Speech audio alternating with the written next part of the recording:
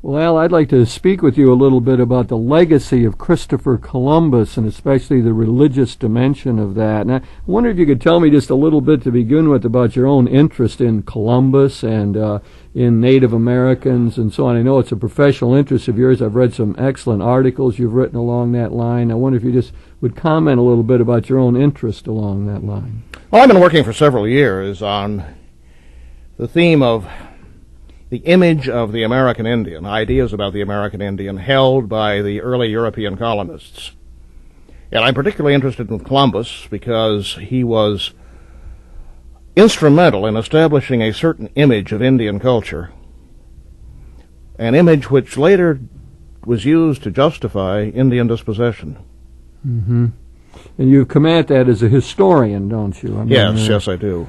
And out of that discipline, I find your insights fascinating along that line. Let's talk a little bit here about the religious situation, because I think the historical outlook that you have is helpful to me. When we start talking about this encounter between two cultures, the religion obviously is an important aspect of that. So let's look a little bit about Catholic Spain in the 15th century and what sort of situation we have there. I have a general kind of impression that we're dealing with a religious outlook that had a lot of intolerance in it. It's the time when we had the Inquisition. It's a time when the Jews were expelled from Spain, 1492, the very year of the encounter between the two cultures.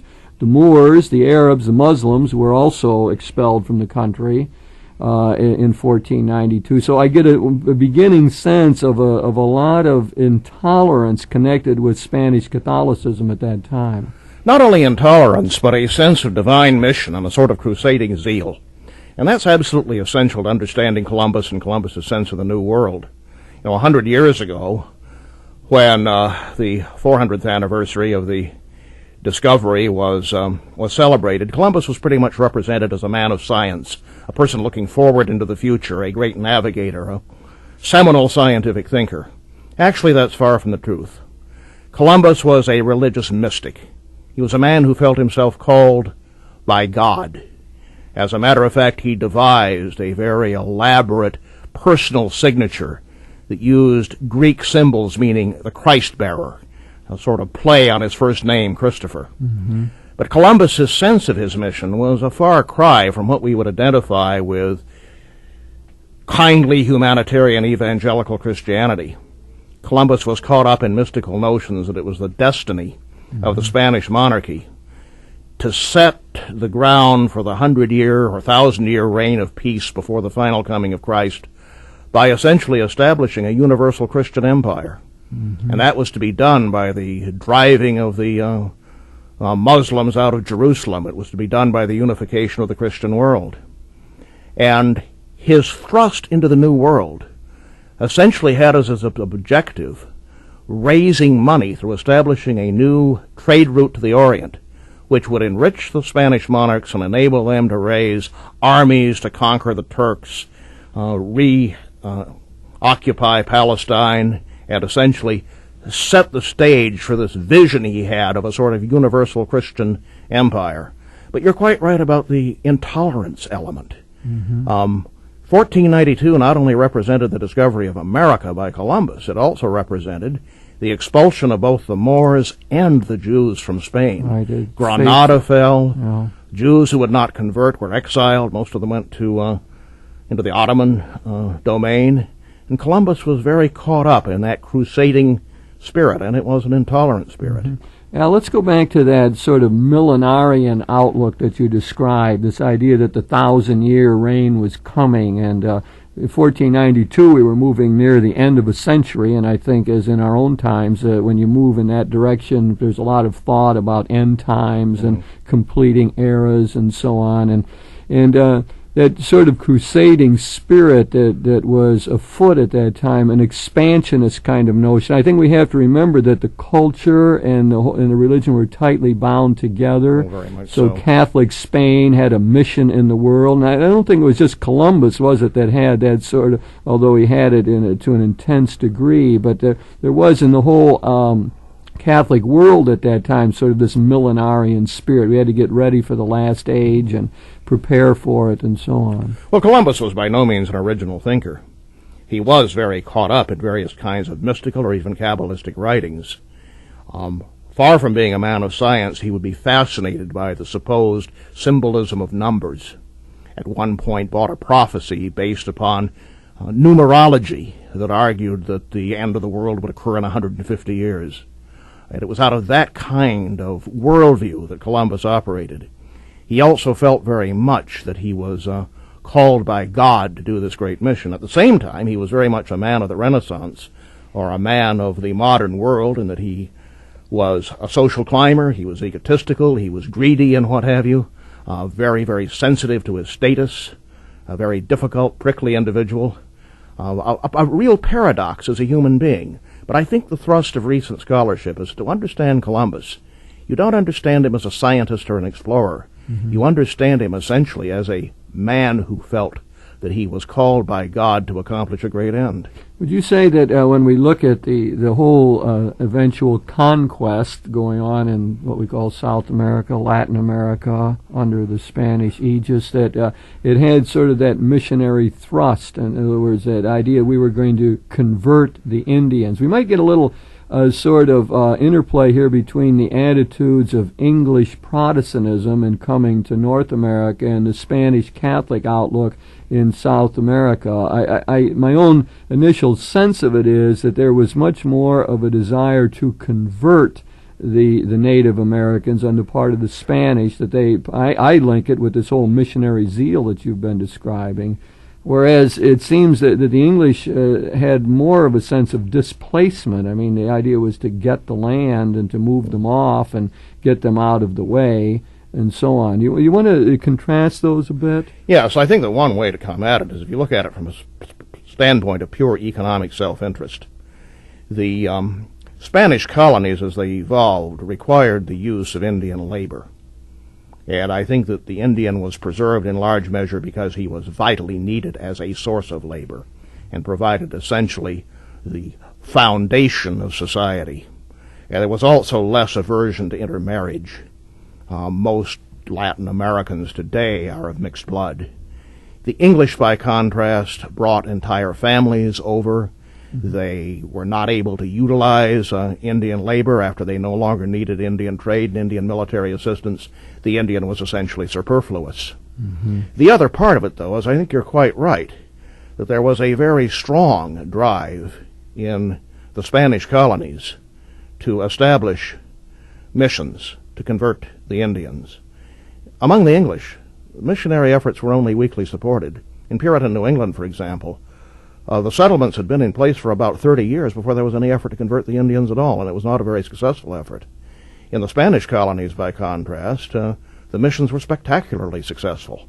However, I think what we have to mention before we get into that is that Spain went through a real soul-searching in terms of trying to define exactly what the place of the Indian was in society. And some of the early contacts between Spanish and Indians were pretty brutal. Many of the early conquistadores simply slaughtered Indians en masse, seizing such gold as they could find, taking the land, showing no respect at all for Indian life. It was a sort of a bloodbath. And to the eternal disgrace of the Spanish Catholic Church, there were some priests that justified that, wrote tracts to the effect that Indians were subhuman. I think in fact, that I think we have to say that that was the dominant way of thinking among church people. In the early stages, it's a little hard to say. I think what we also need to acknowledge, and this is of extreme importance, is that due to the leadership of a handful of Spanish friars, of whom Bartolomé de las Casas is doubtlessly the greatest, there was a tremendous outcry against that kind of abuse of Indian life, and an effort to reform, to establish new laws, to protect the Indians. But I guess to indicate what Las Casas and others were fighting against, it was necessary for a pope, Paul III, in 1532, to issue a bull, Sublimus Deus, declaring explicitly that Indians were human and not to be treated as animals and not to be enslaved. And unfortunately, the Pope didn't have the political clout to carry it out. But it shows you the climate of the Yeah. time, and that other line of thought that was very powerful, that is that the Indians were subhuman, less than human, and that they needed to be converted and somehow brought into civilization, and that that they also, I know it was a part of the justification for the enslavement of the Indians, that they were less than human, and were, in fact, some of Columbus's early statements along that line were these people would make good servants. His first contacts and his first responses. Yes, I think one reason why this whole matter of celebrating Columbus has become such a painful issue today is if one looks very carefully at Columbus's early statements about the Indians. On the one hand, he describes many of them as children of nature, innocent people, beautiful people, but he also perpetuates crazy stories about human monsters and cannibalism and what have you. And finally, with regard to all Indians, simply says to the Spanish monarchs, hey, you can raise a lot of money by enslaving these people. And initially, the reaction on the part of the Spanish government was against slavery, and it was Columbus who was supporting it, in part, one has to say, because he himself and his close followers could profit from that. And so Columbus, in a sense, has dirty hands in this matter, although, if you put it in the context of his own religious values, his argument in large measure was, if you enslave these people under Christian tutelage, you save their souls. And it's a fair trade. So he had a theological reason for Right. this. It's interesting that some of his early comments insisted on the great generosity of the Native Americans, because when he first encountered them, they were extremely helpful, and they would give them anything that they wanted, and it was part of their own cultural outlook to do that, and it surprised him. And I know he wrote back to the monarchs about that side of the Indians as well. But the peculiar thing about it is that when Columbus's own men abused the Indians, raped their women, stole from them, tortured them, Columbus couldn't understand why the Indians turned against the Spanish. Now, the colony that Columbus first planted was massacred by Indians in large measure because the men he left there abused the Indians. And Columbus then, instead of recognizing the need for reciprocity and humane treatment, simply turned against the Indians. And in some of his later writings, he describes them in extremely unflattering terms. Yes, that's when he came back in his second voyage and found out that the people he had left there were all dead, that first establishment. Now let's look a little bit at the religion of the Native Americans. Again, let me offer some impressions, and then maybe we can get some more specifics about it. But evidently that religion was very oriented to the great spirit that inhabited all people and inhabited the earth. It is still part of the heritage of the American Indians. It was a religion that generated within the Indians this respect, this care. It was sort of an early version of ecologically sound spirituality, you might say. Many people today are trying to recover that kind of sense, so that they didn't see the earth as something to be taken. They didn't see this idea of having boundaries or fences or saying you own this and we own this other part. They had a different sense of land, and that it was given to us as a common heritage, and you used it, but you had to use it well, so you didn't decimate it or hurt it in some way. I think it was animistic in a sense. That's a type of religious outlook that sees spirit, the divinity, the deities, right within nature itself. That helped to create that general outlook on the part of the Indians. Well, certainly I think with regard to many tribal peoples in North America and the Caribbean, your characterizations of their spirituality are really quite accurate. Some of the higher religions, the Incas, the Mayas, the Aztecs, developed some other permutations. But I guess one point that needs to be stressed is that for the most part, people living in tribal cultures and in village bands in North and South America made a very creative adaptation to the environment that was based upon what we would now in retrospect regard as sound ecological principles. They didn't ground it in anything resembling modern science. Instead, they had certain religious rituals, spiritual rituals that essentially underscored that need for balance, harmony, reciprocity, a holistic approach. Case in point, When the Indians of the eastern woodland would kill game, it was necessary for them to treat the dead animal with respect, to say a prayer to its spirit, to give thanks for giving up its life that others might live, and also to treat the body with respect, and in many cases to say a prayer to the master spirit of the deer or whatever it might be. And the sense of that the earth is there to exploit is absent. Instead, you need to coexist. You need to live in harmonic balance. Mm-hmm. And Indian horticulture, as well as their habits in hunting and fishing, tended to maintain that balance. And was rooted in religious convictions, oh, very much so. And no doubt an experiential sense of what worked, pragmatically built up over the years through their wise people in the tribes. One point we need to make, though, is that in one sense using the word religion to describe this is a misnomer. Most Indian groups don't have a separate word for religion. Can't translate that into very many Indian languages.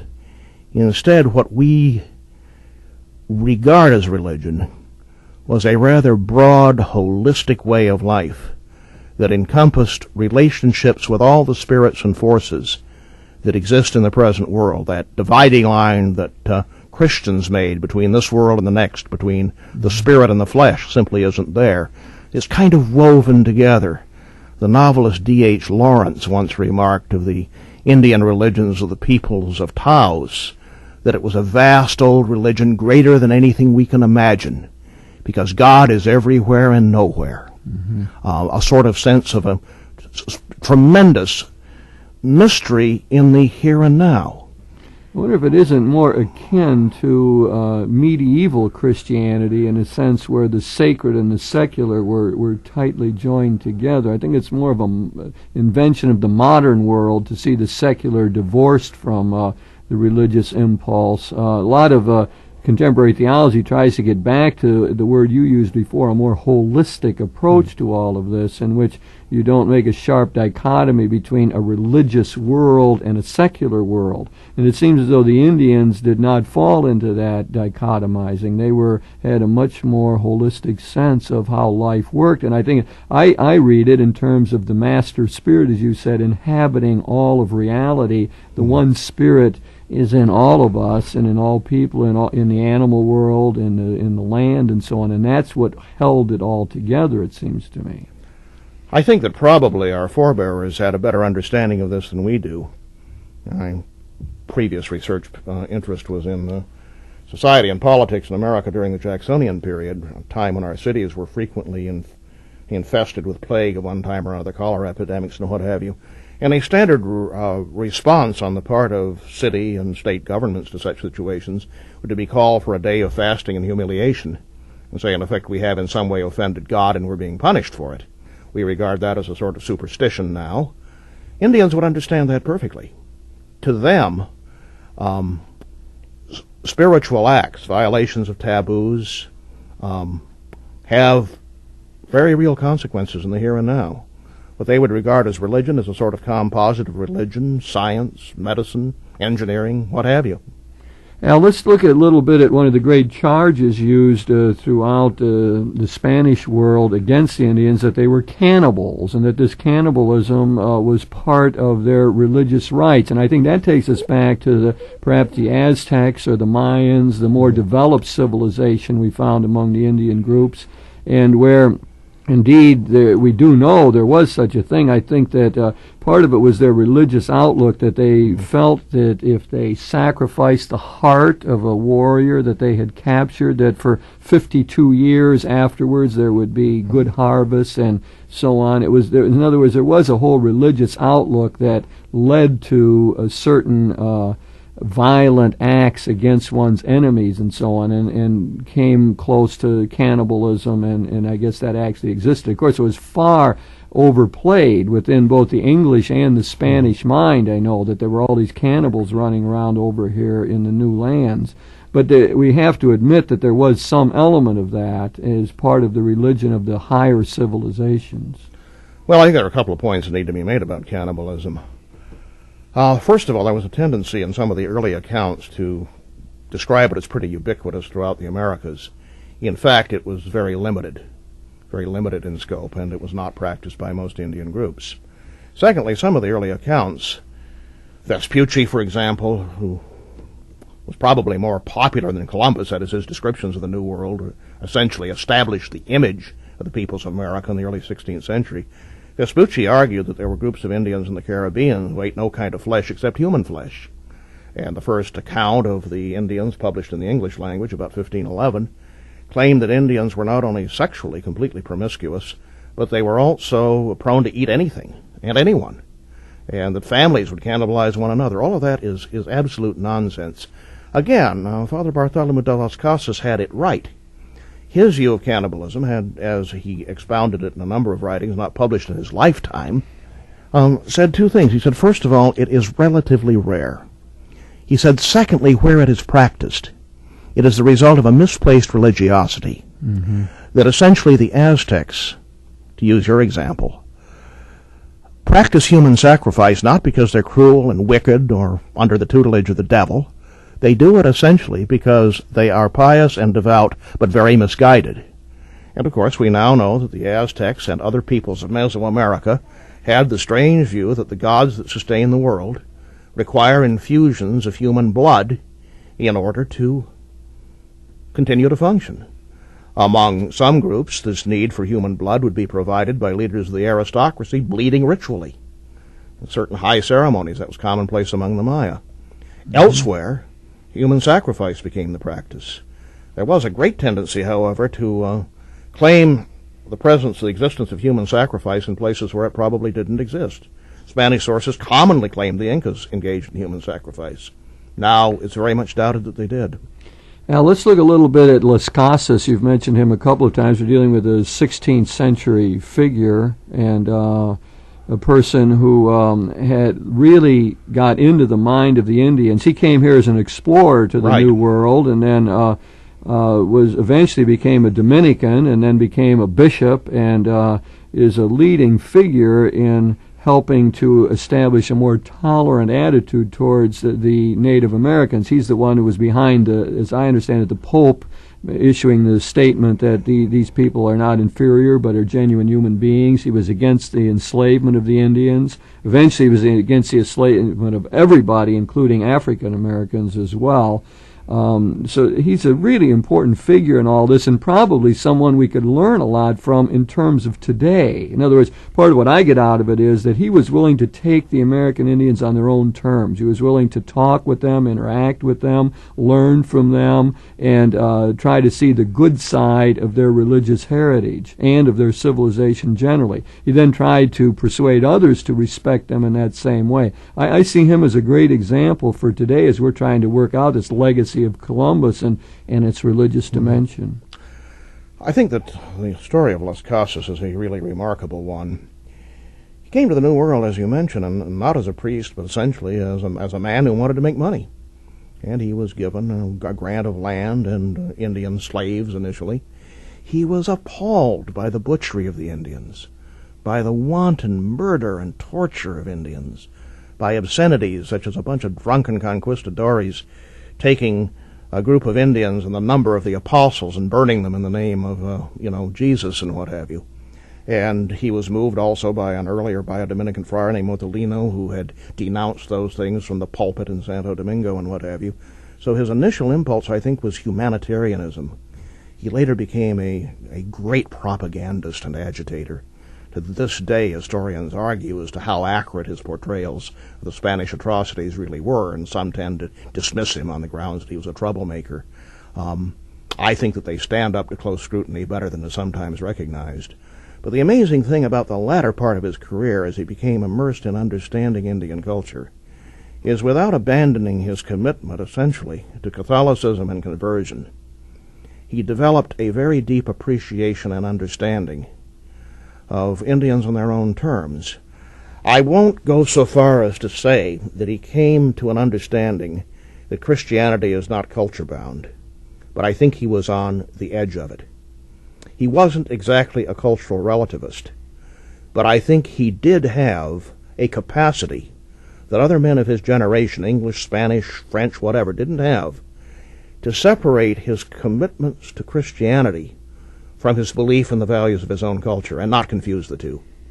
And that does really make him a great model for our world today, because I think one of the things we want to do in looking at Columbus is to, and which the various religious groups have tried to do in celebrating the 500th anniversary, is to have a certain self-reflection, an idea that there's repentance needed here, that there were things done badly, and that we really have to move beyond that and to find a way to interact in more tolerant ways. Al, you have just a couple seconds for a quick comment before we close here. Did you want to? Well, I think a good indication of how far Western thinking has moved on this issue was a recent statement of the Catholic bishops who, in regarding Indian spirituality, said that God walked with the Indians that came into North America over the Beringer Straits 50,000 years ago. Mm-hmm. And I think that Las Casas, wherever he is, must smile at that comment. That's a wonderful way to bring that to some close. Well, Al, there's so much that we could say about all of this. I mean, we're looking at Columbus. You've helped us get a feel for the man, for the situation, for the kind of outlook we saw in Catholic Spain in the 15th and 16th century, both its intolerance and its missionary zeal, and also to give us a feel for the American Indians and their sense of the master spirit inhabiting the whole world. And maybe with getting at that, we see a little bit about the conflicts that went on, but also what we might learn today about greater tolerance and understanding of one another.